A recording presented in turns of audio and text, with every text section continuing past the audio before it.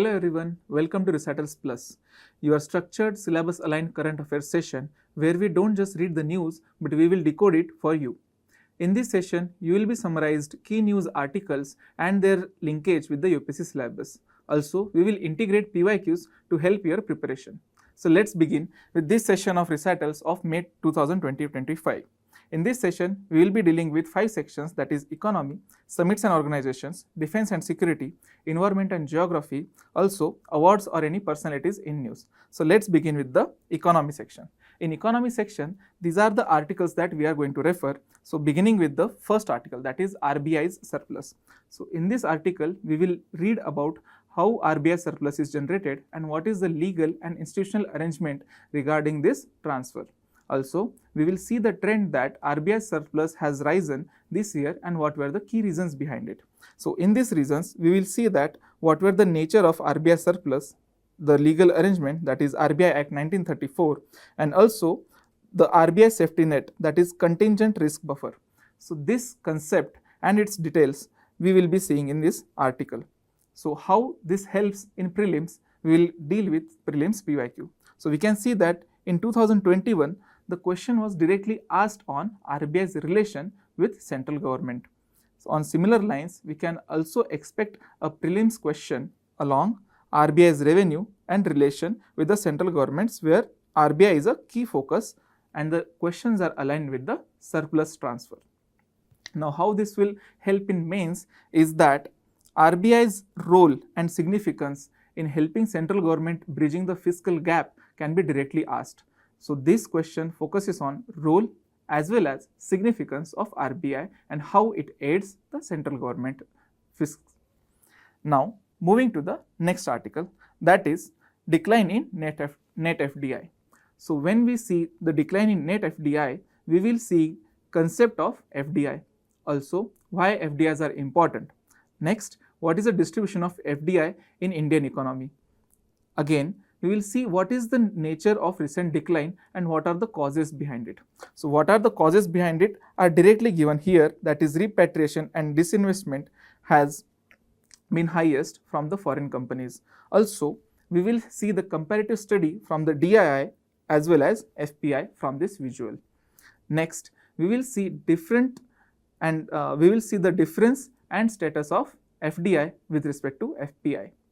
Now, how this shows the distribution of foreign direct investment is given in this investment climate and outlook. Here it has been given that India's global share has been reduced to 2.1. Now, there are many conceptual areas as well as factual areas given in this article. So, we will see how this can reflect in our prelims preparation. From this prelims question, that is a great deal of foreign direct investment was given and the trend of FDI was asked in 2010. So, this MCQ was based on the trend of FDI.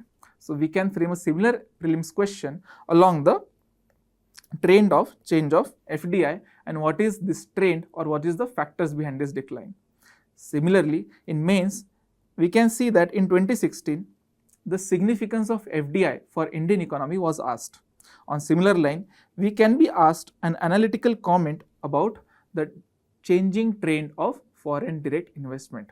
So, in this answering this question, this article will help you by showing this net decline as well as some fact pointers in introduction from this investment climate and outlook, where India's FDI share has fallen.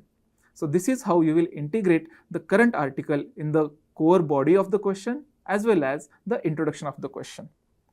Now, moving ahead with the next article, that is about Kaleshwaram lift irrigation project.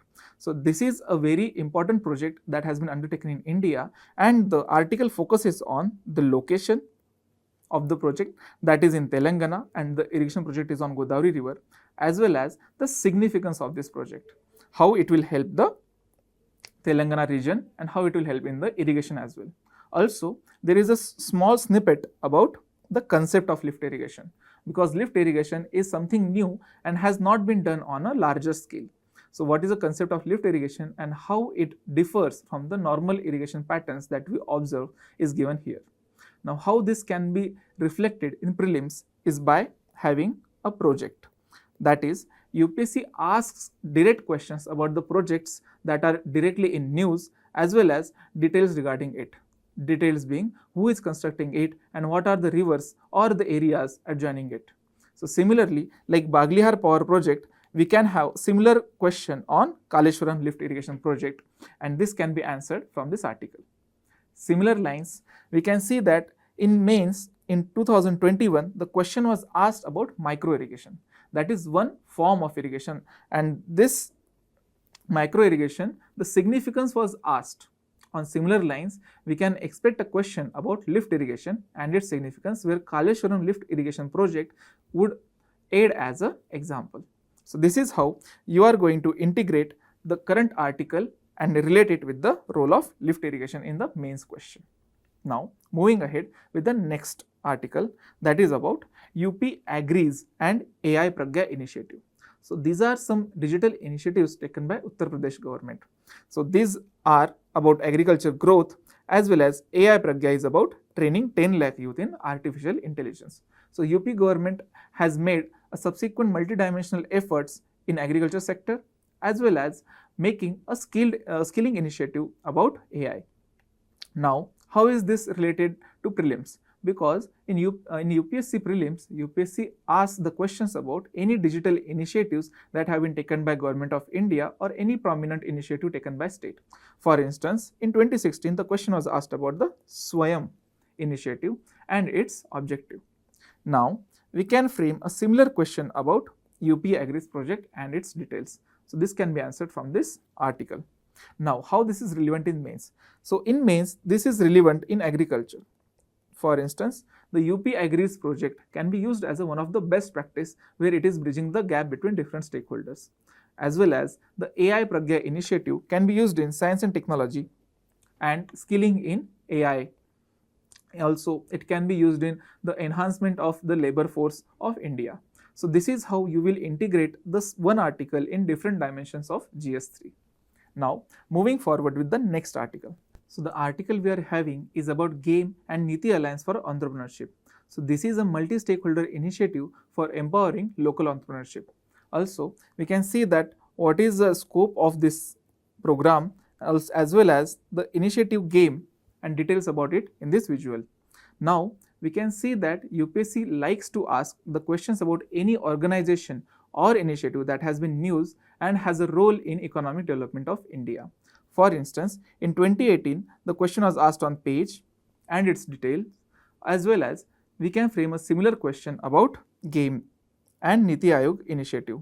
So these initiatives details can be asked directly as a statement-based question in prelims. Now, how this article is relevant for mains, we can see that it can be connected to different areas of economy. It can be connected to the startup ecosystem, as well as increasing the entrepreneurship medium in India. Now, it can be used in way forward, or it can be used as one of the best practices that Niti Aayog has undertaken. It can also be used in a policy question regarding Niti Aayog and its efforts in India's economic development. So likewise, we can integrate this article in different dimensions in economy as well. Now, moving ahead with the next article, that is expansion of credit guarantee scheme for startups. Now, the article is about the credit related schemes for startups. Now, the article focuses on expansion of this credit guarantee scheme. Also, we will see the details about credit guarantee schemes, why credit is so important for startups, what is its significance, as well as some details about this scheme as well in this visual. Also, the significance is discussed directly at the bottom. How this is important for prelims is about because the credit related schemes are major focus area for UPSC prelims. For instance, in 2020, the scheme about credit was asked relating to the agriculture sector. So we can expect a question about credit related scheme for startups as well, and the details have been asked in this sample prelims question. Now, how this is relevant for mains is because it directly concerns with the startup ecosystem. Just like previous articles about GAME and Niti Aayog's initiative, this article has been also linked with the startups. So we'll focus on India's evolving entrepreneurial system and how this can be improved by showing the role of credit guarantee system. Now, in this credit guarantee, we will also show the way forward from the previous article. This is how we will integrate both articles towards one single question. Moving ahead with the next article, that is FRP and MSP is increased. So, this is very important article from both prelims and mains perspective because it deals with the concept of FRP, that is fair and remunerative price, as well as MSP, that is minimum support price. Now, these both concepts are discussed in this article. Also, the details about FRP are given directly. Who decides it, what is the criteria for deciding, and who announces it are given directly in this article, as well as some small snippet is also given about MSP in this visual. Also, the food grains for which MSP is announced has been given directly in this box. Now, in prelims, the question has been already asked about MSP and its details, how MSP is dealt with, and what are the food grains where MSP is provided. On similar lines, we can expect a question on fair and remunerative price and about its details. Now, how this is relevant for mains is about how the FRP mechanism and its reflection for sugarcane industry can directly be asked in the mains. Now, to answer such question, we will take help of FRP, what it means, and the bodies involved in announcement of the FRP. So, this is how you will integrate the article about FRP and MSP, showcasing its relevance in mains. Now, moving ahead with the next article. So, the next article is about most favored nation. So, most favored nation has been in news because US has taken action regarding this status. Now, what is most favored nation? Most favored nation is a status or a level of treatment given by one country to another. From where this MFN status originates, that has been given directly, that is GATT of 1994, where every member country of WTO should accord the MFN status to every another country. Now, this has been in news, and India has been a very follower of this MFN status. Now, how this can be asked in prelims? Because in prelims, any international concept or any article or any declaration that has been news can be directly asked. So, here we can see that in 2015, Fortaleza declaration was directly asked. On similar lines, we can expect a question about MFN clause and WTO and what does it mean. How this can be asked in mains is about MFN status and its principle under WTO and how it shows any development regarding India or US relations. That can be directly asked, and there we will use this article as one of the reference point for generation of points. Now, moving ahead to the next article, that is a very good article about India becoming a fourth largest economy. So, this shows that India has emerged as a fourth largest economy and showcasing its growth rate. Now, who has declared it? It has been declared by World Economic Outlook report of International Monetary Fund. What were the reasons behind this and what are the steps that need to be taken to sustain this growth rate can be dealt in this articles. Also, it also shows factors aiding this growth rate as well as the challenges behind such growth. Now, India has already become the fourth largest economy. So, this will be very important from the mains perspective. However, for prelims perspective, we can expect a question on report directly. That is, in 2019, we were asked a question about global competitiveness report and who publishes it. On similar lines, we can expect a question on World Economic Outlook report and the body who is publishing it. Now, for the mains relevance, we can see that the state of Indian economy with respect to the world as well as its macroeconomic indicator has been one of the favorite area of UPSC for mains. Now, in 2019, the question was asked about the steady GDP growth. We can expect a question in mains about the India becoming a fourth largest economy, what are the factors deciding it and what are the challenges that India needs to tackle. Also, we can also be asked about the key measures that India should undertake to sustain this high growth rate. So, in this way, this article will help us to analyze the demand of the question as well as generate and divide the structure, also generate the points. Now, moving ahead with the next article, that is the RBI has taken step about operationalizing the bank.in domain for the banks. Now, why this step has been taken? Because RBI has been facing a lot of issues about the cybersecurity in financial domain. So, RBI has decided a different domain for the banks, that is bank.in. Now, what is a domain name? That is a concept we will be reading in this article.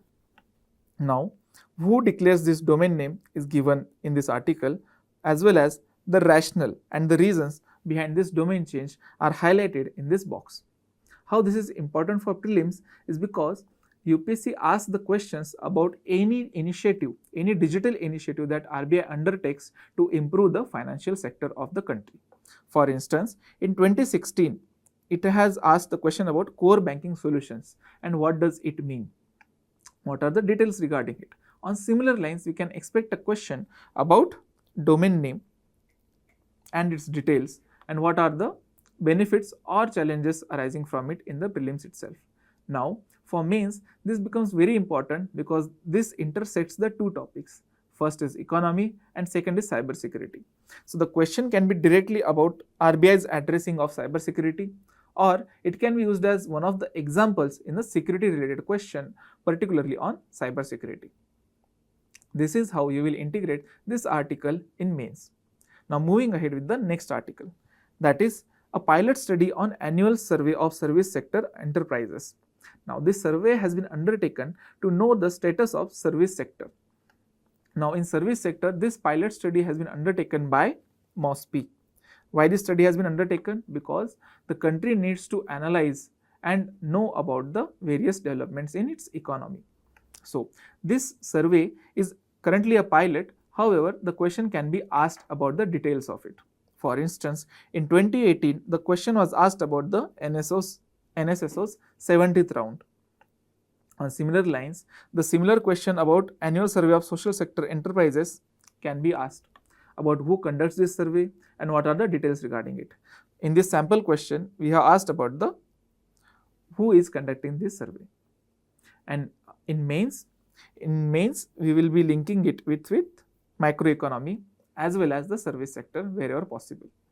Now, moving ahead with the next article, that is National Scheme for Industrial Training Institute, short formed ITI. Now, why ITIs are important? Because they are the key essential component of vocational education as well as skilling.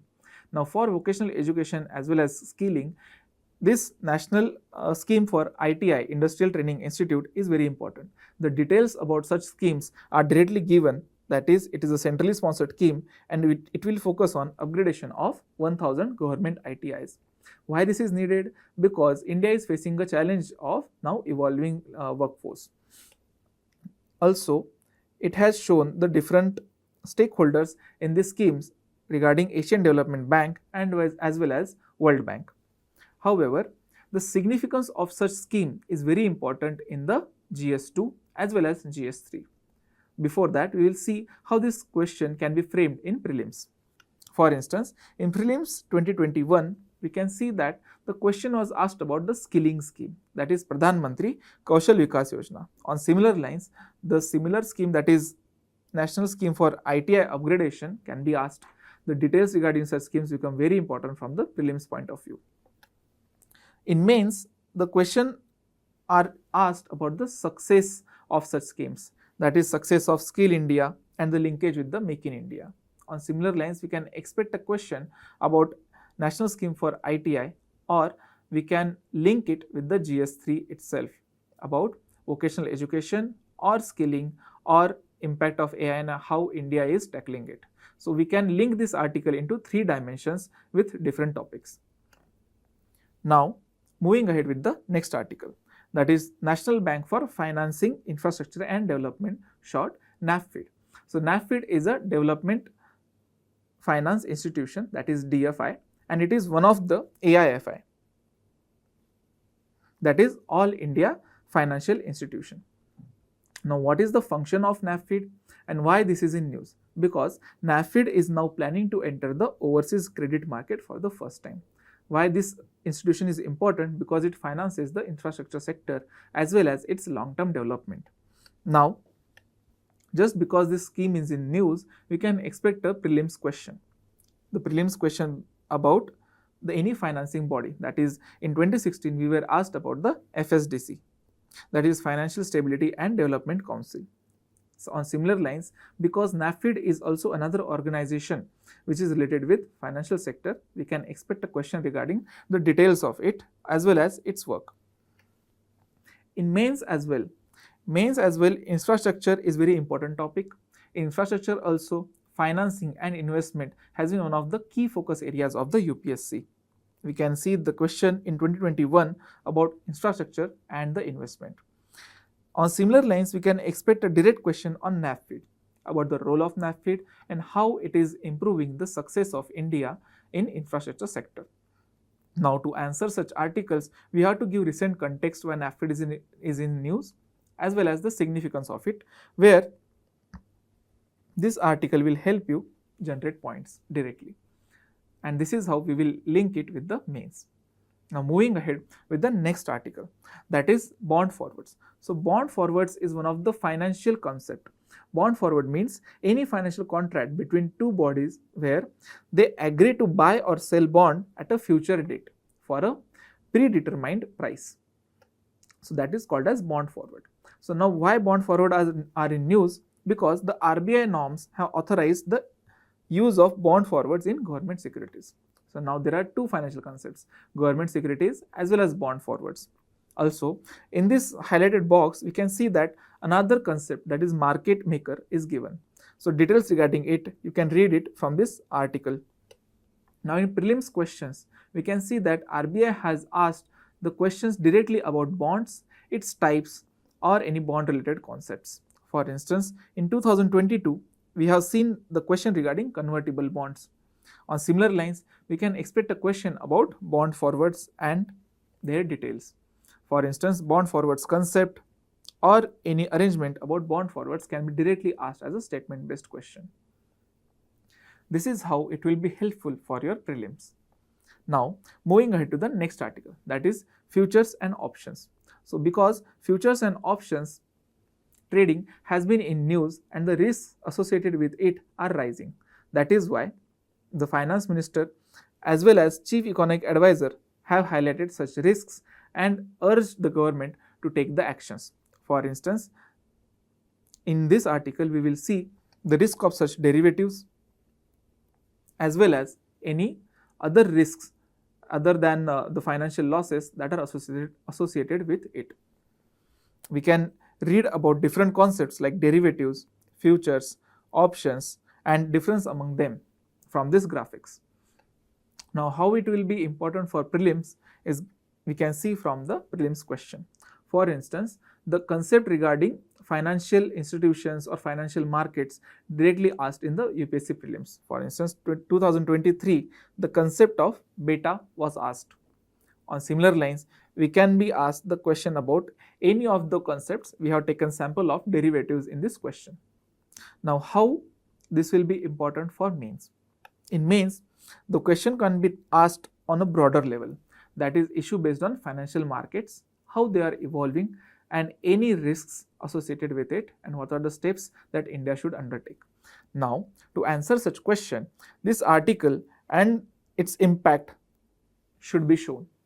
Now, to show such impact, this article is very helpful to generate you introduction and setting a context for this question. So, in this way, you can utilize this article to answer such mains probable question.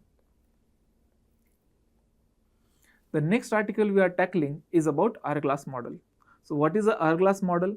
Hourglass model is a concept about AI shrinking the middle of management and making the company structure look like hourglass, that is top heavy and bottom heavy, but a very slim in middle.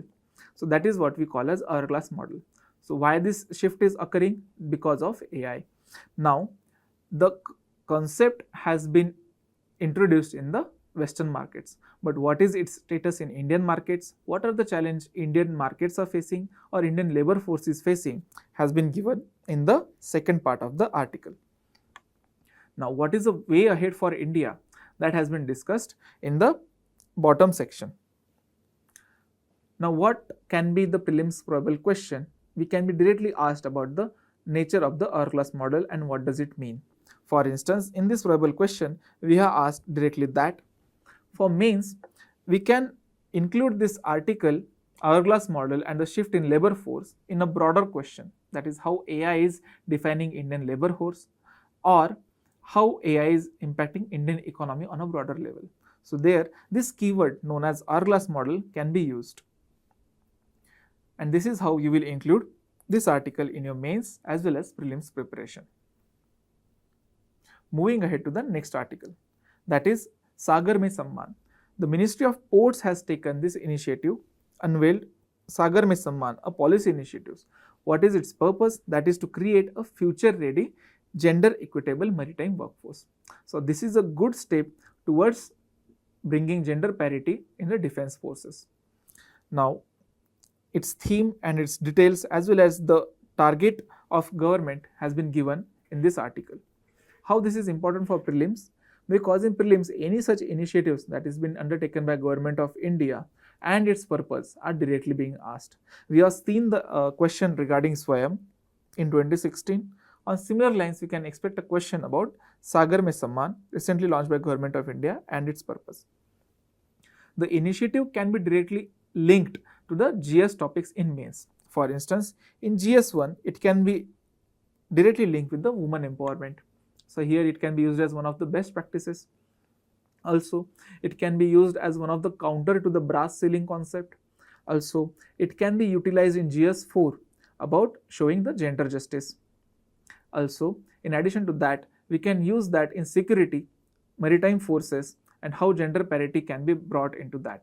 So the article is very multidimensional and it helps in GS1, GS3 as well as GS4. So this is how we will utilize this article in mains.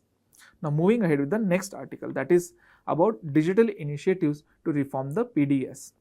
PDS meaning Public Distribution System. So there are three initiatives that the government has undertaken, and specifically Ministry of Consumer Affairs. First is the Depot Darpan. This is a digital monitoring portal. Second is Anna Mitra. This is to have a real-time access to the data. And last one is the Anna Sahayata. This will work as a grievance redressal mechanism for the citizens. So this is how government has included technology to improve and transform the public distribution system and tackle the challenges of food and nutritional security. Now, how this can be utilized for prelims? Because in prelims, any such digital initiative towards improving citizen services or the quality of services has been directly asked. For instance, in 2016, the question was asked about the DigiLocker and the details. On similar lines, you can expect a question about any of these three initiatives. For example, we have taken Anna Mitra app as one of the prelims probable question. How this will benefit in your mains? In mains, it can be directly linked with the GS3 topic, that is about food distribution and food security. In that also, it can be directly linked as one of the way forward. In way forward or the steps taken, we can include these three steps as one of the best practices or integration of technology in the public distribution system. So this is how you will include in the mains. Now moving ahead with the next article, that is the Konkan Railway merger. How the Konkan Railway has merged with Indian Railways. What is the Konkan Railway? What was the detail about Konkan Railway and why this merger is happening now? Are there any benefits associated with it or any other challenges that can be evolved from this? We will see in this article. So in this article, we are seeing the Goa, Karnataka and Kerala had already approved the merger. Only Maharashtra government was remaining, but that has been also undertaken now, and now Konkan Railway will be treated as one of the divisions in the Indian Railway. So now this will significantly impact the passengers.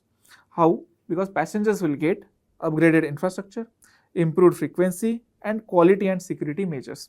So this is how it will impact the passenger accommodation as well as enhance their travel experience. Now, how this is relevant for prelims is there can be direct question about Konkan Railway Corporation Limited and what were the states associated with it. So that can be asked directly. It is very important for mains because in mains, transport infrastructure is very important topic in GS3.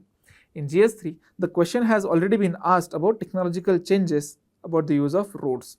So we can go for any other transport medium, that is railway, and the direct question about such mergers and acquisitions to improve the railways financial sustainability and operational efficiency can be asked.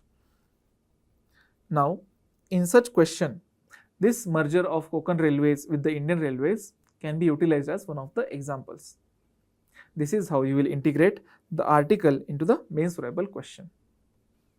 Moving ahead to the next topic, that is about pumped storage hydropower system. So, what is a pumped storage hydropower system? What is the concept behind it? We will discuss in this article. Also, India's potential about this pumped storage hydropower has been given in this article, that is about 176 gigawatts. Also, there has been a difference between pumped storage hydropower and battery energy storage system. So that has been highlighted in this graphics. You can go through it and expect a direct question in prelims. So in 2024, such questions about energy resources was directly asked. For instance, in 2024, it had asked about distributed energy resources. We can expect a similar question about the storage systems of energy, that is energy storage technology, and the comparison with pumped storage hydropower as well as battery energy storage system. And that has been given in this prelims variable question. Now, moving ahead with the next article, that is about SPICE scheme, that is SPICED. The scheme has been launched by Spices Board. The full form of the scheme, you can go through it, as well as the aim of the scheme. The objective of this scheme is to enhance the export of spices and any value-added products arising from the spices. So the scheme is majorly focusing on the spices sector and improving their exports. Now, what is the detail about Spices Board that has been given in this box? How this is relevant for prelims is because in prelims, various boards about agriculture products or any agriculture exports has been asked directly. For instance, in 2022, the question had been asked about tea board directly. On similar lines, we can expect a question on Spices Board as well, and the details about it are asked in this prelims variable question. Now, how this is relevant for mains is because agriculture and agriculture associated industries are asked in GS3. In GS3, the question has been asked about horticulture, that is a part of agriculture, its status and its challenges. On similar lines, we can expect a question on sector of spices. So here, such schemes, that is SPICE scheme, will be used as one of the way forward or the steps taken by Spices Board. Right. So in this way, we can utilize this article in mains as well as in prelims. Moving ahead to the next article, that is remittance tax in US. So what are the remittances that has been discussed in this question? Why US is now applying remittance tax? How much is the tax? In article, it has been given that it is a 3.5% proposed excise tax. So why US is proposing this tax now? Because the remittances from US have arisen in last decade. What is the impact on India? Because India has been the largest recipient of such remittances. That has been given in this article in the second part. So it has been said that as per World Bank, India has been top recipient of remittances since 2008.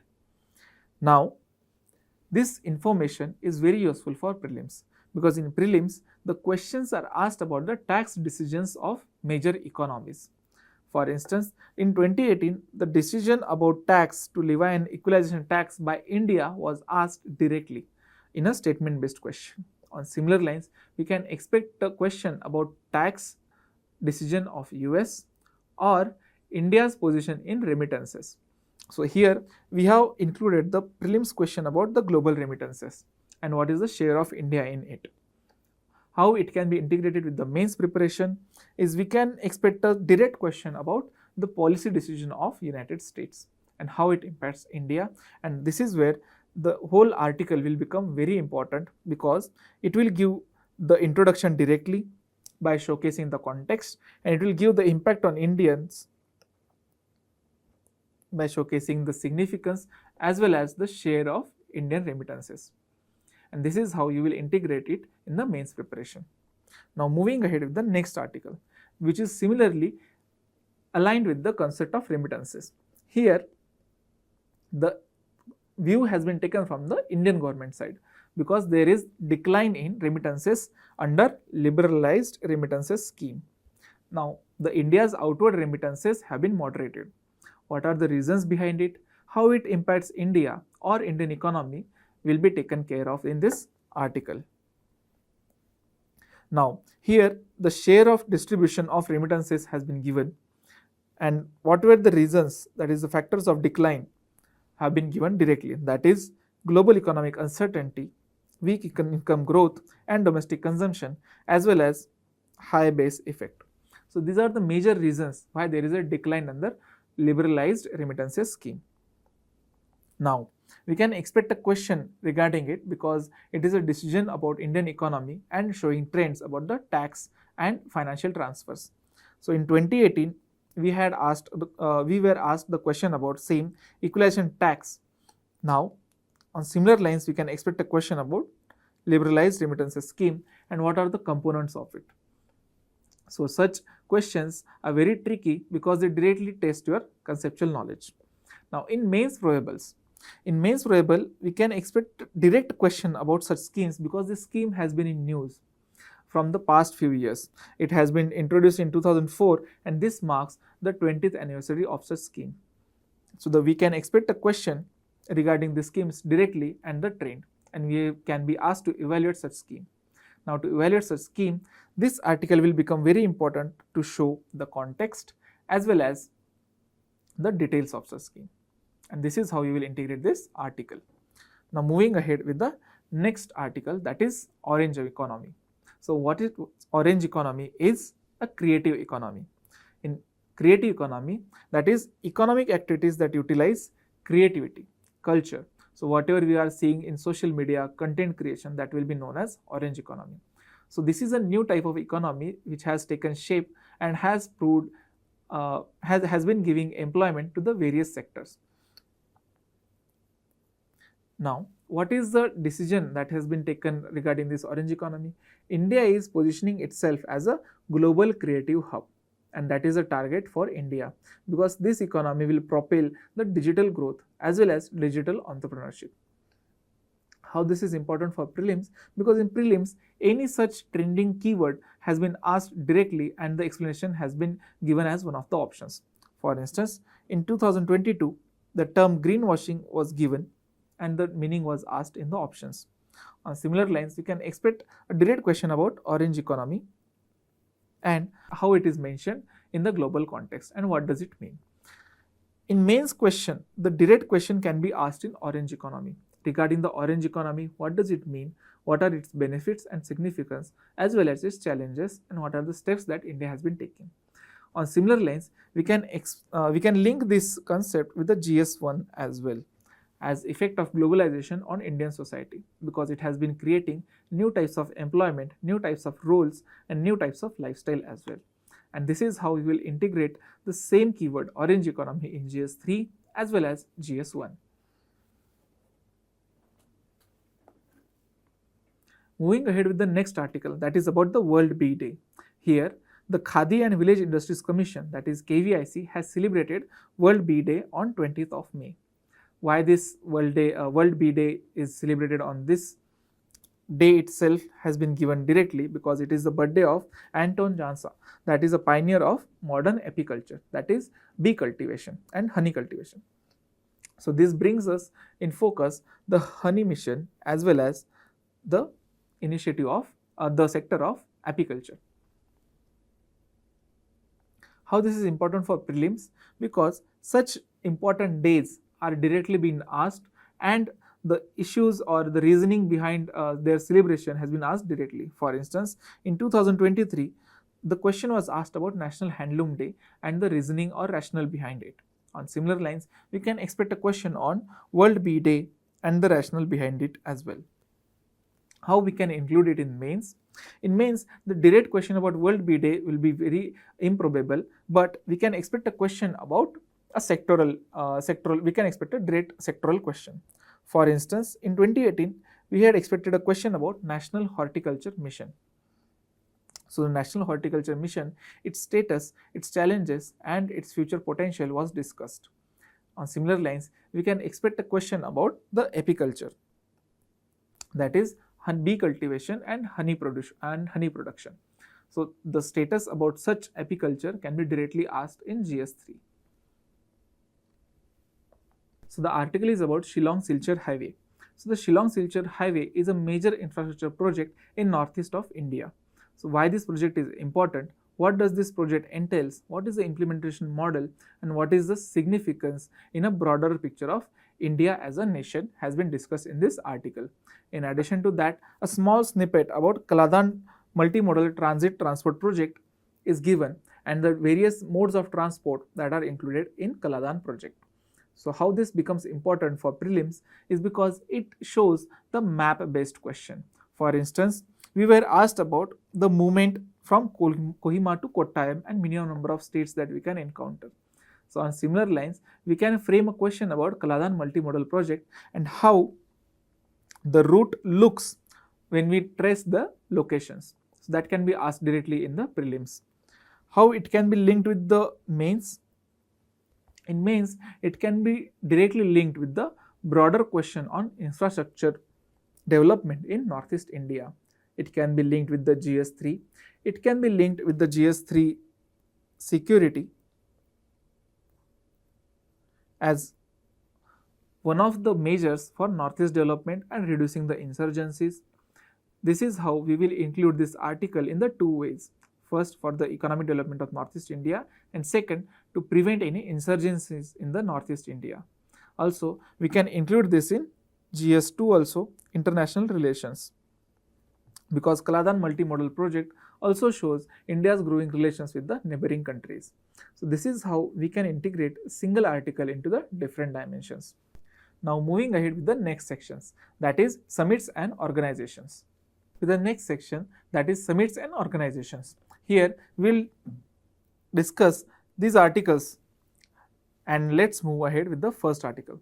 This is India's decision in IMF regarding Pakistan, and we have expressed our reaction over Pakistan in IMF.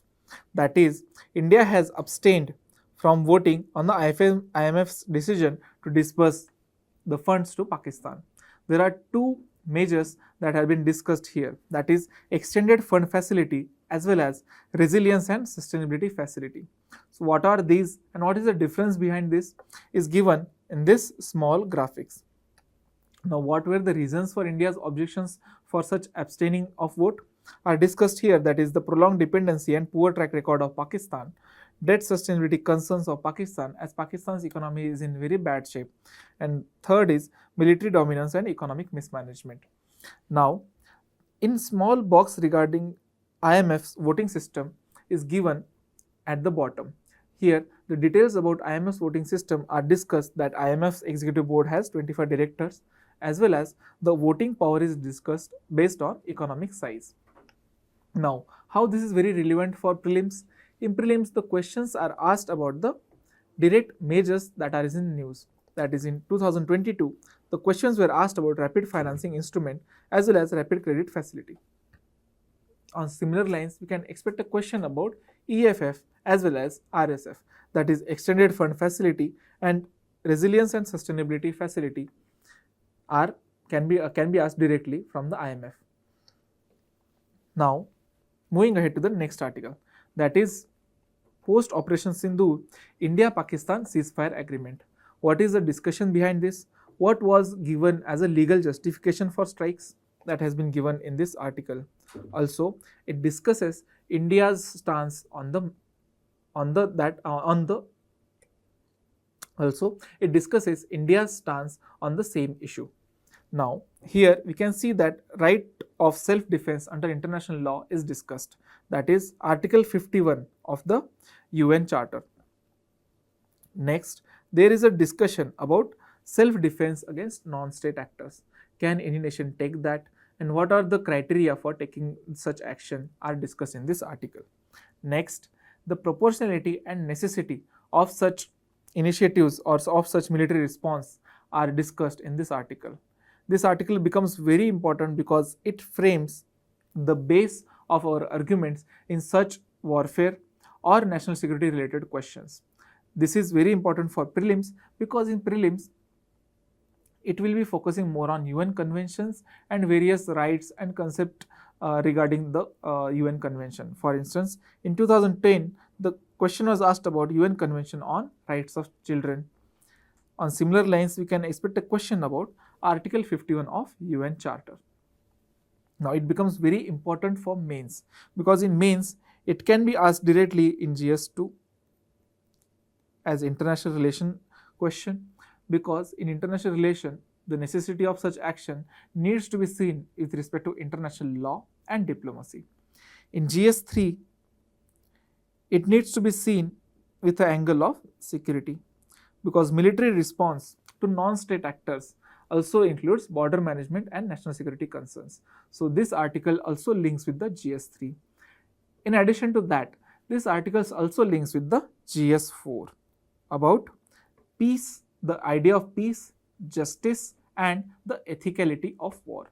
So this article also prepares base for GS4, where ethics of war can be discussed. So this article becomes very important and can be used in multi dimensions in GS2, 3 as well as the 4, and it can also form the crux of your essay questions where the major theme is about peace and justice. So this is how you can integrate this article in your mains preparation. Moving ahead with the next article, which is about UN Peacekeeping Ministerial in Berlin.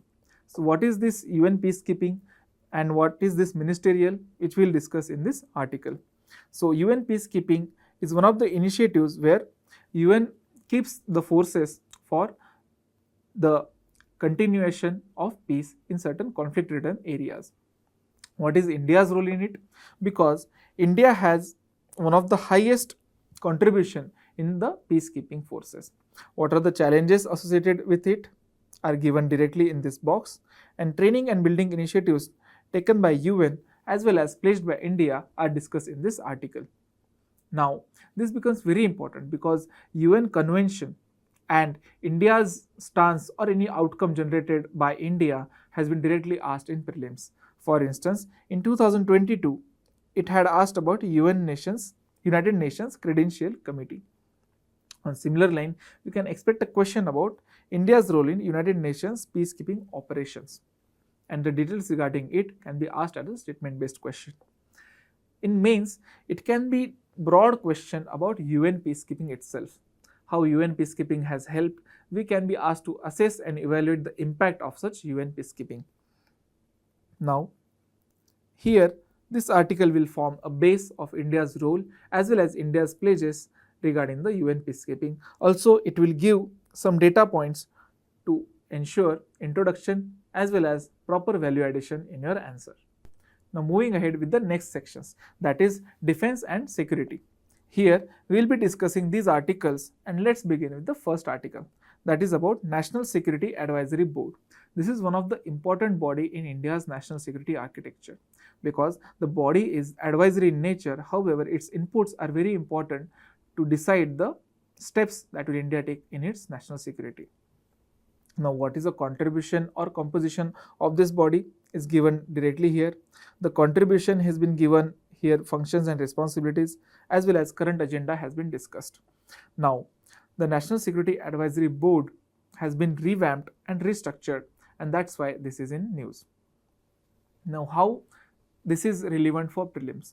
Because in prelims, any such body, regulatory, advisory or any statutory body can be asked directly. Any statements about details about such body are asked in MCQs. For instance, in 2019, the body known as Petroleum and Natural Gas Regulatory Board was asked. On similar lines, we can expect a question about National Security Advisory Board in India and details regarding it. It can be used in mains because there can be broader question about national security architecture in India. When we discuss about national security architecture, we have to discuss from the side of legal as well as institutional framework. And this institutional framework, National Security Advisory Board, becomes one of the very important value addition points. And this is how you will utilize the article in showing the India's national security architecture and evaluating its impact. Moving ahead to the next article, that is about cyberbullying and the legal gaps in India. The article concerns with the cybersecurity challenges as well as India's gaps, the challenges India is facing in tackling such issues. So what is cyberbullying and why it is in the news has been given in first 4 lines. The context has been set. Now the provisions regarding BNS, Bharatiya Nyaya Sanhita and IT Act have been given. However, there are legal gaps because there is no direct law dealing with the cybersecurity or cyberbullying. So what are the government initiatives and rise of new age cybercrimes has been given in this graphics. Here we are discussing the concept of doxing as well. What does doxing means and how it relates with the cybersecurity. So the question is, the article is majorly on the cybersecurity. So we can expect a question regarding cybersecurity in mains.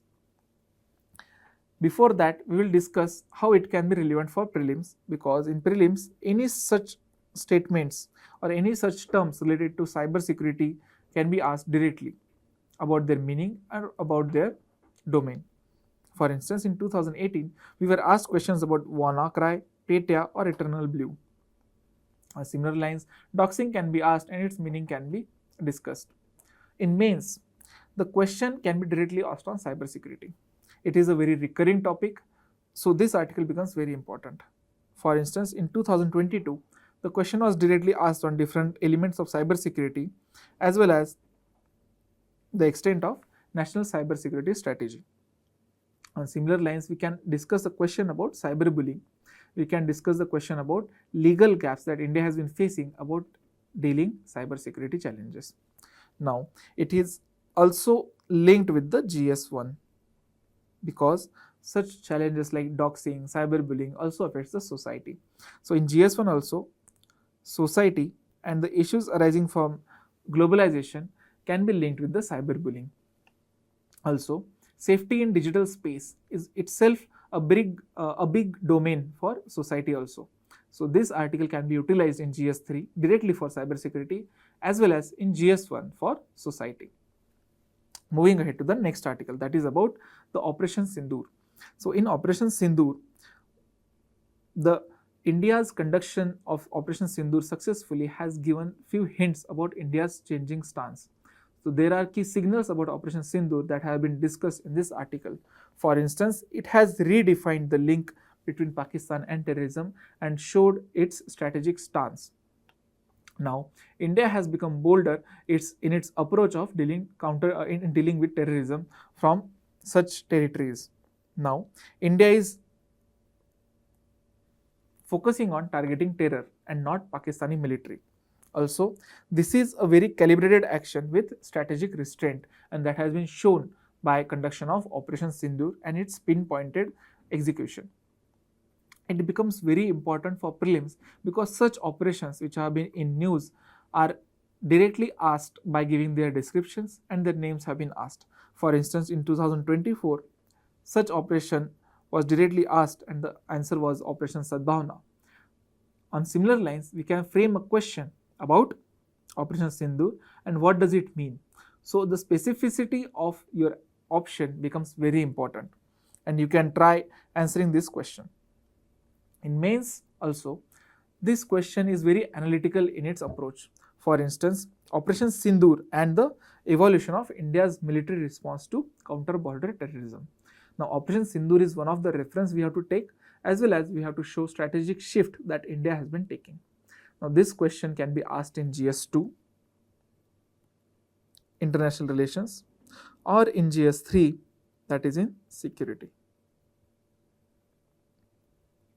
So, this article becomes very important in tackling both. We have to understand the tone of the question and respond accordingly, and this box becomes very important in tackling in such mains questions.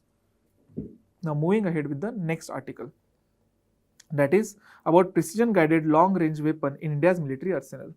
So, this is also a subsequent article about Operation Sindoor and it discusses about weaponry used in Operation Sindoor. We can see that here the focus has been given on hammer, scalp, meteor and the famous BrahMos. So, we have to discuss and read the details about these weapons. These are very important from the issue of security as well as science and technology. Now, we can see the questions asked about Agni 4 missile in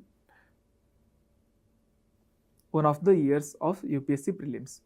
Now, this question has been asked about the details of Agni 4. On similar lines, we can expect a question on any of these weaponaries. We can expect a question on hammer, scalp or meteor as well, but we have taken here sample from the BrahMos missile. So the details about BrahMos missile have been asked directly in one of the sample prelims questions. Now moving ahead to the next article, that is India's air defense response. Now, in earlier article, we have seen the offensive capabilities of Indian military. In this article, we will see the defensive capabilities of Indian military and description of various defense systems. For instance, S-400 Triumph, Barak 8 MRSAM, Akash, S-125 and different guns, radars and electronic warfare systems that have been discussed in this article. Now, here the Indian government and the various systems IAF have used jamming and spoofing techniques to neutralize the unmanned air vehicles. So, how this is relevant for prelims? In prelims, any such key term related to defense, science and technology has been asked directly. For instance, in 2019, the terms pyrolysis and plasma gasifications were mentioned. Although those were linked with the environment, their connection was in news and those were scientific terms. On similar lines, we can expect a question on jamming and spoofing and what do they mean. Now moving ahead to the next article, that is a paradigm shift in India's strategic response. The Honorable Prime Minister has announced strategic doctrine of India post Operation Sindoor. So in this post Operation Sindoor, India's anti-terror doctrine has been discussed. That is response on India's terms. Second, no tolerance for nuclear blackmail. And third, no distinction between terrorists and their masterminds or state sponsors. So this shows India's bolder adoption of strategic stance against terrorism, and any such act will not be tolerated by India has been conveyed very firmly to the international media as well as another state or non-state actors. Now, this article becomes very important because it can be used directly as one of the introduction or conclusion in your mains answer. For instance, international messaging, that is, this is not an era of terrorism, can be directly used as one of the quote to end your answer. Also, there are firm red lines on talks with Pakistan that have been given at the bottom of this article. Now, why this is important? This can be used in GS2, international relation, in any Pakistan related question, or in GS3 also on security related questions, where national security is one of the key focus areas or terrorism is one of the key focus areas. In mains previous year questions, we have seen such questions like the multidimensional challenges of external state and non-state actors about internal security. Now we can expect a question about national security and what is the India's stance, or how the new doctrine, new anti-terror doctrine showcases India's changed paradigm shift in the dealing with the counter-terrorism. Now that can be asked in the mains probable question. Moving ahead to the next article, that is about IAS Sagar that has been arrived in the Port Louis. This is the news about IAS Sagar and its significance. What is IAS Sagar? Was it named differently before? Where it is located? That has been given in this article. What is the significance of such IAS? That has been discussed in this article. We can see in prelims, the question have been directly asked about various naval ships that are in news. For instance, in 2016, the question was asked about the INS Astradharini and what was the meaning or significance behind it. On similar lines, we can expect a question on INS Sunaina, that is the name of IAS Sagar, that is the earlier name of IAS Sagar, and what becomes important about such INS Sunaina can be asked directly for prelims. Now moving ahead to the next article, that is about civil defense drills. Now what do the civil defense drills mean? What is the legal framework and the organizational structure of such civil defense drills that has been discussed in this article? For instance, civil defense, its meaning has been given. These drills were part of Operation Shield, that was mostly focused on the regions near border and potentially vulnerable to cross-border threats. So these were the major focus areas of Operation Shield. Now, what is the legal architecture behind it? That is Civil Defense Act 1968. Now, what is the nature of such civil defense? That has been discussed in this second part of the article, that is, it is primarily volunteer based. What is the current strength of volunteer? Who manages it? That has been given directly. Now, any such organization or institution that is involved in maintaining law and order, that has been asked directly in the prelims previous year questions. For instance, the organization of Home Guards was directly asked in 2023. On similar lines, we can expect a question about civil defenses in India and what do they mean, what are the details regarding them. That can be directly asked in UPSC prelims, and we can take help of this article as well as the fact data sheets that has been given in this article to answer such questions. Now, moving ahead to the next article, that is about BrahMos NG, that is BrahMos next generation, and air-launched BrahMos developments. So there are a few developments regarding the flagship missile, that is BrahMos. That is BrahMos next generation has been developed. That is a compact version of BrahMos. Now, what are the details regarding this BrahMos next generation? That has been given. That is, it has extended range. BrahMos NG specifications have been given, where it can be deployed, and a broad overview on BrahMos that has been discussed in this article.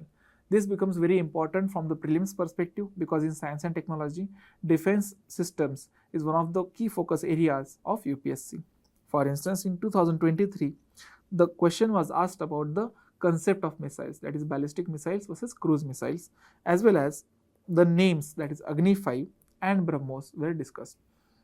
On similar lines, we can expect a question directly on the BrahMos next generation missile and what does it mean. So here we can see in this question the details are given directly as well as the specification has been given. Now, these specifications you can directly answer from the article and expect a similar question in prelims.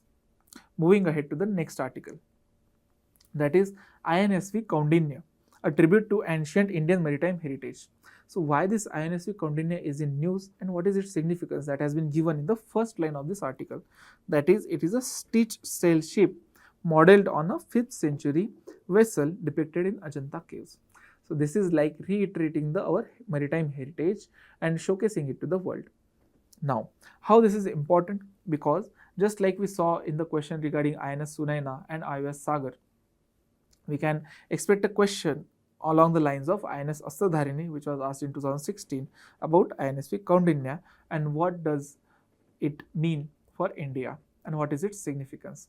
It can be also used as one of the examples in GS1 Arts and Culture to reiterate the point of our maritime heritage and how we are reviving our arts and culture and showcasing it in front of the world. So we can utilize this article in GS1 also, and it can be one of the essay points, essay fodder points to substantiate your argument about India's efforts to protect and rejuvenate its culture. Now, moving ahead to the next article, that is a Supreme Court judgment about Central Armed Police Forces. Now, in this Supreme Court judgment, the CAPF's long pending issue has been resolved. What was the issue? The issue was to the recognition of CAPF. So the Supreme Court has said that the CAPF batches from 1986 are to be recognized as organized services for all purposes. Why this was in news? Because CAPF officers have sought organized Group A service for almost a decade. It has caused various issues and various contradictions in their service preferences as well as the service promotions and the career paths they have chosen. There was also controversy and contradictions about the IPS versus CAPF officers as well. So this Supreme Court ruling deals with that. Also, there is one of the graphics which shows the understanding of Central Armed Police Forces and challenges in career progression which has been tackled due to such Supreme Court ruling. Now, why this is important? Because the question can be asked directly about such Supreme Court judgment and why this is important. In mains, the question focuses more on institutions or agencies that have in news. For instance, in 2023, the role of central intelligence and investigative agencies has been asked. Now, we can expect a question because there has been a proper Supreme Court judgment about CAPFs. We can be asked to critically examine the nature of work, nature of challenges that CAPFs are facing and link it with one of the Supreme Court judgments. So, we have framed such question in mains probable question, and you can take help of this article, especially the implications for CAPF officers section from the article to answer such question. Now, moving ahead to the next article, that is historic double-handed circumnavigation by INSV Tarini. Now, INSV Tarini has been in news because it has successfully completed Navika Sagar Parikrama 2, that is first Indian double-handed, that is two-member crew circumnavigation of the globe. It has also shown the Indian Navy's motto, courageous hearts and boundless seas. Now, such mottos of organization becomes very important for prelims. For instance, the motto Satyamev Jayate was asked in 2014, and from where this motto has been undertaken. Now, we can expect a question about such motto itself. The motto can be given directly about courageous hearts and boundless seas, and the association of it can be asked. On similar lines, you should also prepare the mottos of Indian Army, Indian Navy, Indian Armed Forces, as well as any famous police forces or security agencies that we have. So, you can take help of this article, but you can prepare on your own also to provide further notes for you for prelims. Now, moving ahead to the next article, that is India's first Interpol silver notices in visa fraud and crypto scam cases. Now, what is a silver notice? Why this is related with Interpol? What is Interpol? That has been discussed in this article. The Interpol silver notice means it allows sharing alerts and requests for identifying and tracking assets of criminal worldwide. Now, this silver notice has been secured by CBI against two individuals, and that's why this is in news. Interpol, we can see it as an organization of collective law enforcement. Now, in prelims, it becomes very important because such international agencies and any such concept is asked directly to ensure their meaning in prelims. For instance, in 2018, such agency, that is IAEA, that is International Atomic Energy Agency, and the additional protocol concept was asked. On similar lines, you can expect a question on Interpol and its silver notice and what does it mean for India. Right? Now, moving ahead to the next question. That is, the first batch of 17 women candidates have been graduated from NDA. This is very inspiring news because it shows women empowerment in the hitherto untouched areas by women. That is, now it is a milestone for women's military inclusion. Now, although women were there in military services, they were not given roles in operations. Now, this in 2019, women were allowed permanent commission. Now, legal challenges in 2020, it affirmed the women's right to permanent commission and command roles in 10 streams, rejecting the gender-based discrimination. So, that Supreme Court ruling now is showing the effect. Now, there has been the first batch of women cadets graduated from the NDA. Now, this can be used as one of the examples in women empowerment. In prelims, however, this can be framed because recent occurring in any Indian military or Indian military exercises that is asked. For instance, in 2024, exercise Mitra Shakti was asked and the details regarding it were discussed. On similar lines, we can frame a question about the NDA and why it is important. How this is important for mains. It can be used in women empowerment as we saw earlier. However, it can also be linked with GS3 and showing gender parity in security systems. This is how we can include it in our mains preparation. Now, moving ahead to the next article, that is India's AMCA stealth jet project has been approved. Who has approved it? Ministry of Defence has approved the AMCA project. What do you mean by AMCA? AMCA means Advanced Medium Combat Aircraft Program. So, why this is important? Because it is a twin engine 25-ton aircraft with advanced stealth characteristics. What do you mean by stealth characteristics? Because it can work an operation without getting detected by any radar agencies. Now, this becomes very important for India's military might, as well as it puts AMCA into the line of advanced 5th generation fighters like F-35, Sukhoi, as well as Chengdu of China. Now, the question about such fighter aircrafts have been asked directly. For instance, in this 2024 prelims, we had seen a question about 5th generation fighter aircrafts, and we were asked to identify which are the 5th generation aircrafts. On similar lines, we can frame a question about identifying the 5th generation fighter aircrafts, and with the help of this article, you can easily attempt such questions. Now, moving ahead to the next article, that is Air Marshal Nagesh Kapoor have assumed charge of Air Officer Commander-in-Chief in Southwestern Air Command. Now, this is one of the development that has been taken in the Indian military. Now, how this can be relevant for prelims?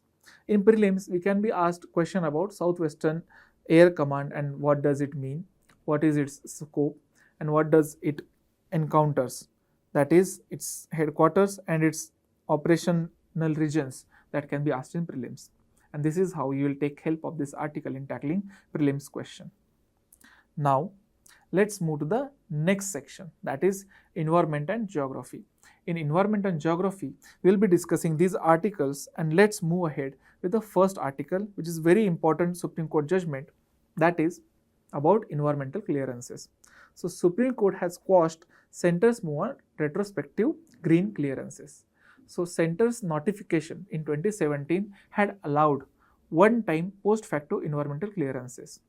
Now, this has caused various controversies and various protests as well. And after legal battle, the Supreme Court has quashed such notifications, saying that it hampers Article 14 as well as Article 21. And the nature of such post-facto environmental clearances is alien to environmental law. That is the statement made by Supreme Court. Now, such judgment has been based on the lines of Common Cause versus Union of India, as well as another case that has been given here. In this box, in previous judgments, it highlights the role of Supreme Court in ensuring the environmental protection as well as environmental laws. Now, we have to see how this notification will help in environmental protection and how it affects on Centre's further steps on environmental clearances. Now, for prelims, we will be focusing on environmental related acts and their provisions. For instance, in 2019, the question was asked directly about Environmental Protection Act and its details. On similar lines, we can expect a question about Environmental Impact Assessment 2006 and Supreme Court judgment about such notification. So, the statement-based question can be framed. In mains, however, we can see the provisions of such notification as well as any changes that have been taken place are asked directly. So, in 2020, we have seen such question. Apart from that, there have been a question in GS2 previous year questions about Supreme Court's role in environmental laws. On similar lines, we can frame a question about Supreme Court's pivotal role in expanding the scope of environmental rights as fundamental rights, and we can substantiate it with judgments. How do we substantiate? We can take help of this box where such Supreme Court judgments will help in generation of points and will give structure to your answer. Now, moving ahead to the next article, that is about Asiatic lions. So, Asiatic lions is one of the majestic species found in India. Now, the article has been in focus because there has been a rise in the number of population of Asiatic lions. So, what is their habitat, on which areas they commonly are found, and what is the future of Asiatic lions have been discussed in this article. In UPSC prelims, lions have been very favorite species of UPSC. For instance, in 2024, the question has been asked about animal behavior of lions. The various statements were made about their common behavior, And on similar lines, we can expect a question about about population and distribution. For instance, in this prelims verbal question, we have been asked questions about their population as well as IUCN status, and with the help of this article, you can directly solve this question. Now moving ahead to the next article, that is Green Hydrogen Certification Scheme of India, that is GHCI. This scheme has been launched by Ministry of New and Renewable Energy.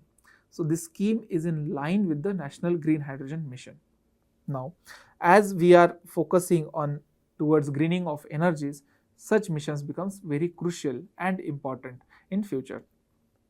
So the detail about National Green Hydrogen Mission have been given here, and the details about Green Hydrogen Certification Scheme of India are given directly. So the details and operational issues, operational details are given directly about accredited carbon verification agencies, what are the objectives of such mission, and you can go through that.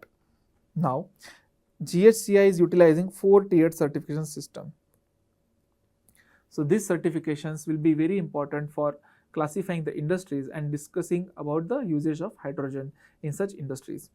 Now, why this is important for prelims?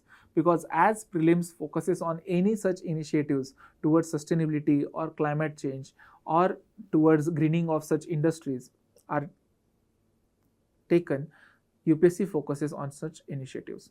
For instance, Sustainable Sugarcane Initiative was asked directly as it focuses on sustainability of sugarcane production. On similar lines, we can expect a question on Green Hydrogen Certification Scheme and how does it apply to green hydrogen ecosystem in India. This article will become very important for your mains preparation because the direct question on National Green Hydrogen Mission is still awaited, and here the same scheme will be used as one of the steps taken or way forward. It can be used as a broader scheme also in sectoral questions about steel industry, fertilizer industry or cement industry where hydrogen is majorly used. And this is how you will integrate the same article into the 2 or 3 different dimensions. Now moving ahead with another article, that is Global Action on Chemicals and Waste at BRS COP.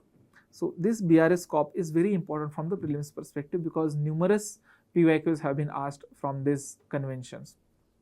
Now, these BRS conventions are very famous known as Basel Convention, Rotterdam Convention and Stockholm Convention. Details and the focus areas of these conventions have been given directly here. In addition to that, now, India's role, India's commitments and India's progress have been discussed in the second part of the article.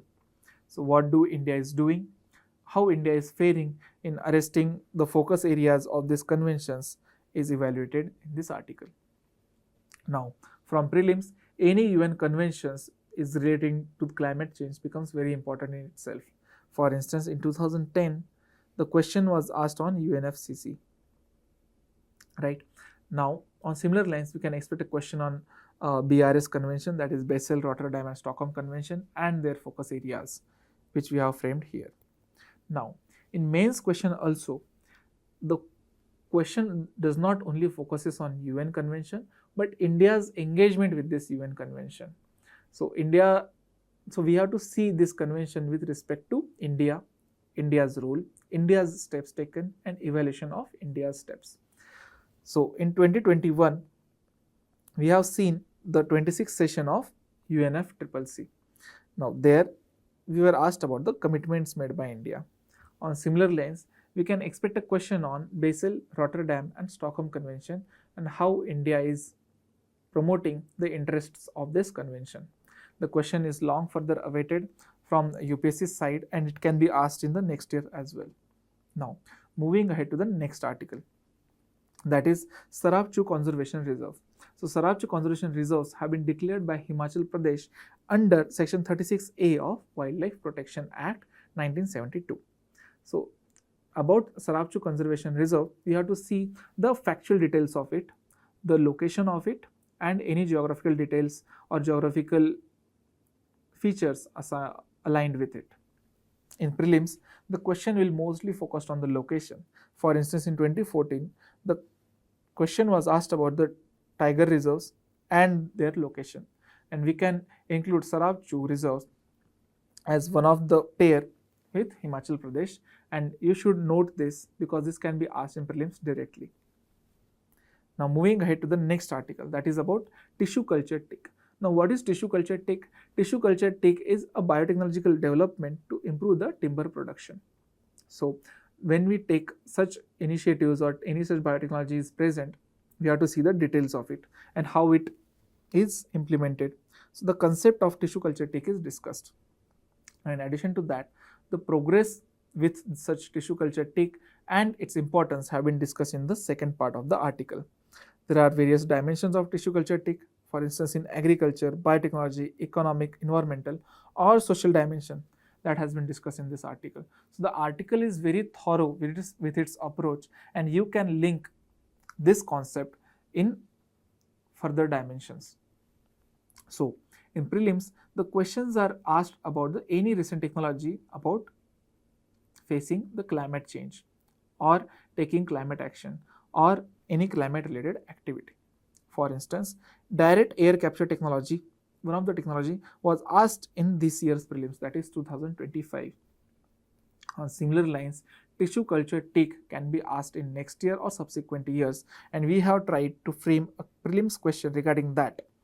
Now, details of such tissue culture tick can be directly be utilized or directly be solved by help of this article, and you can try to solve that. Now moving ahead to the next article, that is Global Methane Tracker 2025. Now what is this Global Methane Tracker? Who has launched it? The IEA has launched it, International Energy Agency.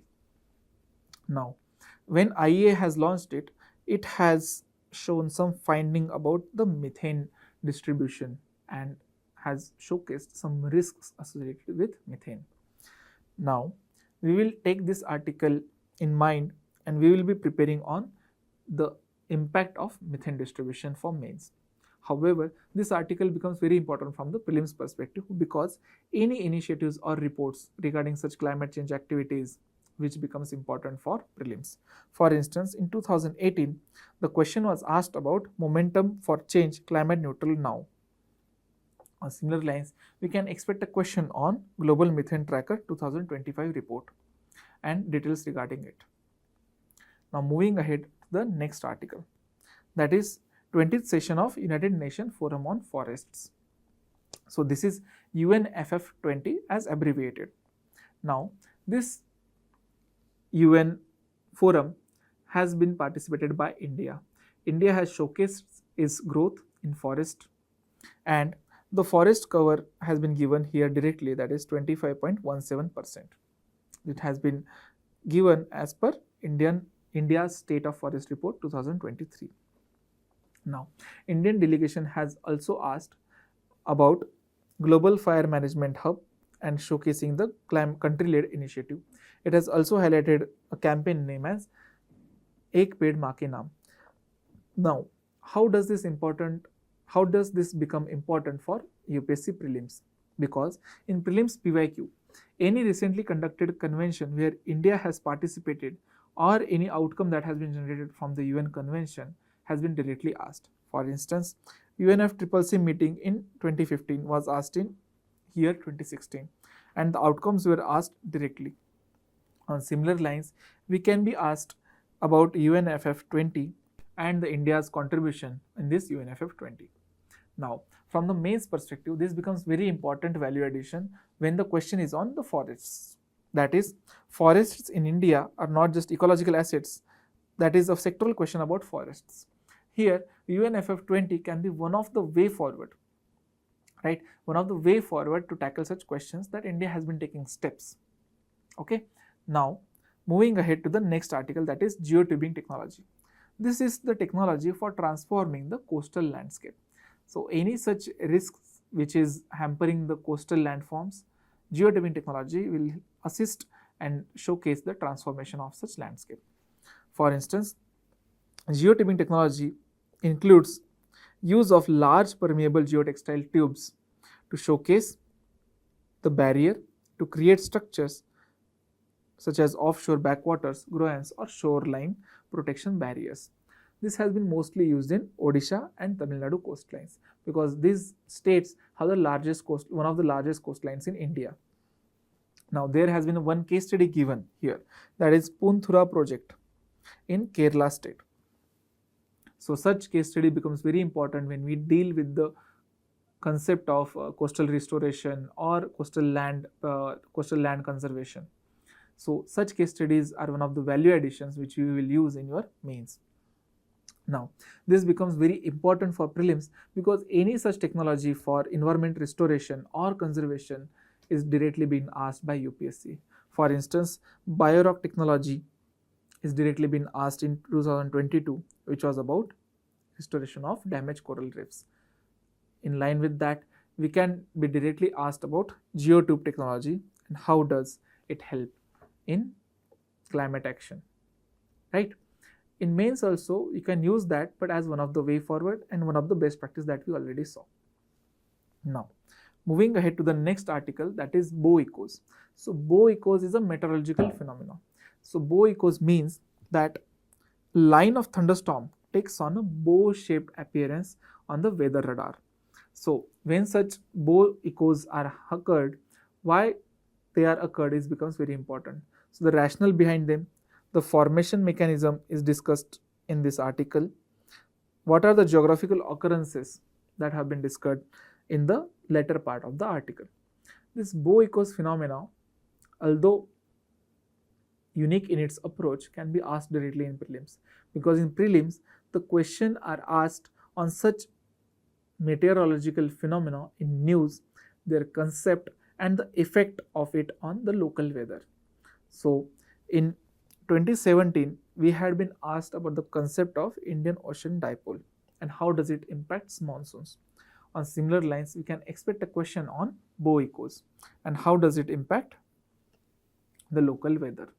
So this is how you will include the article in your prelims preparation and try to solve this MCQ. Now moving ahead to the next article, that is about a mineral known as germanium. So the germanium, which is now has come into the foray of geoeconomics as well as the international relations. For instance, here India has engaged with China on germanium export restrictions. Now what is germanium? Germanium is one of the critical minerals that has been declared by Ministry of Mines. So it becomes very important for semiconductor industry or any futuristic industry that India is planning to do.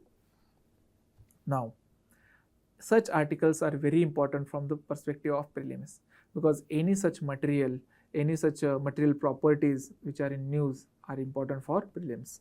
For instance, in 2012 we were asked a question about graphene and its properties. On similar lines, the questions can be asked about germanium and its properties. So we have framed a sample question about germanium, and this you can tackle with help of the article. Now moving ahead with the next article, that is moringa. So PKM1, that is a variety of Moringa oleifera, has created global impact. Now what is this moringa? Moringa is one of the species of tree, that is drumstick tree. It is a drought resistant tree and it has been found, and it is a native of Indian subcontinent. Now you can read about the species of this moringa tree and its significance in botanical as well as agroclimatic profile of this species. The direct question has been asked on moringa, that is in 2021, moringa drumstick tree is leguminous evergreen tree, as well as the comparison with tamarind was asked. So moringa is one of the species that UPSC has focused, and this makes the article itself very important to read. You should note this article and note the specifications of moringa as well as any other details that are being given in this article for your prelims preparation. Now moving ahead to the next topic, that is Tapti Basin Mega Recharge Project. So this is a project where Madhya Pradesh and Maharashtra have signed a memorandum of understanding, that is MOU, for the largest groundwater recharge. So such projects become very important because they are unique in their approach as well as they are on the major rivers, that is in this case a Tapti river. So Tapti River runs across the borders of MP and Maharashtra, and the collaboration among these two, that is MP and Maharashtra government, is very important for such projects. Now, what is the usage of this project? What is the significance? And some details about Tapti River and its basin, its origin, its territory, its tributaries have been given directly in this graphics. Okay, so in addition to that, we can frame a prelims question, because in prelims, any detail about such projects or any major rivers and their tributaries have been asked directly. For instance, in 2017, the question was asked on river Tista and how does it flow, where does it flow, and the tributaries associated with it. On similar lines, we can frame a question on Tapti River. Okay, so the statement based question you can directly link and try to solve with this article. In addition to that, in mains, such collaborations between Madhya Pradesh and Maharashtra government for such recharge project is one of the value additions in GS2. Here we can show them as cooperative federalism, where state-state interactions is there. In GS3 also, it can be used for water security in one of the environment topics. So this article will be used as one of the way forward or best practices in two papers, that is in GS2 as well as GS3, and this is how you should interlink the given article. Now moving ahead to the next article, that is species in news. Here we are discussing few of the species that were in news in this month, that is red-crowned roof turtle, saola and Mosira fenthoni. So these are the species that were in news, and here are the details regarding them. Now species is one of the very favorite area of UPSC to ask in prelims. For instance, apart from the various questions that UPSC has asked, I have picked this one, that is in 2021. The question was asked on the species that can establish symbiotic relationship. On similar lines, we can expect a question on any species which has been given in this table. For instance, I have taken red-crowned roof turtle as one of the species, and details regarding it have been asked. So it is a mostly prelims viable question, and you will be reading many such species in upcoming months.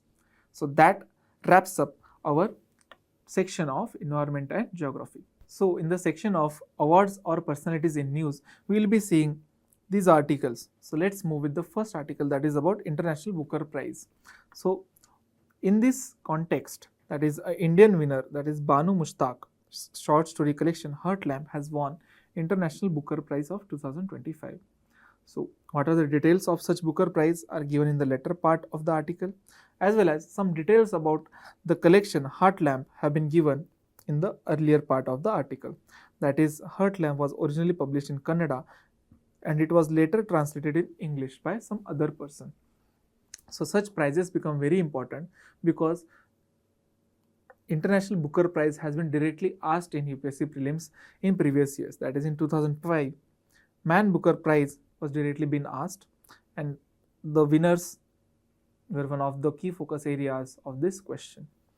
On similar lines, we can frame a question about International Booker Prize and what are the details about it, any other trend that International Booker Prize has followed, and the contribution of India in that. So we can try to answer such question from the given article, and we can expect such questions in prelims as well. Now moving ahead to the next article, that is World Food Prize. So in this year's World Food Prize, Brazilian scientist has won for reducing the use of chemical fertilizers and developing biological seed and oil treatments to boost crop yield and nutrition. So very broad and holistic impact the Brazilian scientist has shown.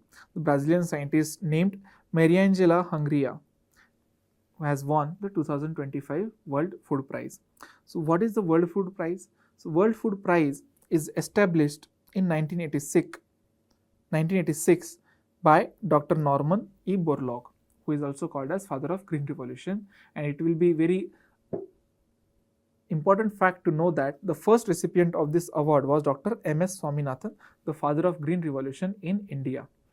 So it becomes very important for prelims because such prizes and the recipients become very important for prelims. For instance, in 2015, such similar prize, that is Indira Gandhi Peace Prize for Peace, Disarmament and Development, was asked, and its recipients was one of the focus areas of the question.